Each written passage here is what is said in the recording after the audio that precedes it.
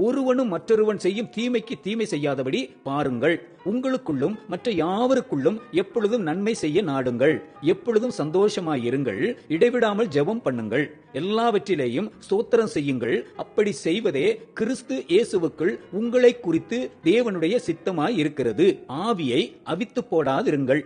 தீர்க்க தரிசனங்களை அற்பமாய் எண்ணாதிருங்கள். எல்லாவற்றையும் சோதித்து பார்த்து நலமானதை பிடித்துக் கொள்ளுங்கள். பொல்லாங்காய் தோன்றுகிற எல்லாவற்றையும் விட்டு விலகுங்கள். சமாதானத்தின் தேவன் தாமே உங்களை முற்றிலும் பரிசுத்தமாக்குவாராக. உங்கள் ஆவி, ஆத்துமா, சரீரம் முழுவதும் நம்முடைய கர்த்தராகிய இயேசு கிறிஸ்து வரும்போது குற்றம் அற்றதாய் இருக்கும்படி காக்கப்படுவதாக. உங்களை அழைக்கிறவர் உண்மையுள்ளவர். அவர் அப்படியே செய்வார். சகோதரரே, எங்களுக்காக வேண்டிக் கொள்ளுங்கள். சகோதரர் எல்லாரையும் பரிசுத்த முத்தத்தோட வாழ்த்துங்கள். இந்த நிருபம் பரிசுத்தமான சகோதரர் யாவருக்கும் வாசிக்கப்படும்படி செய்ய வேண்டும் என்று கர்த்தர் பேரில் ஆணையிட்டு உங்களுக்கு சொல்லுகிறேன். நம்முடைய கர்த்தராகிய இயேசு கிறிஸ்துவினுடைய கிருபை உங்களுடனே கூட இருப்பதாக. ஆமென்.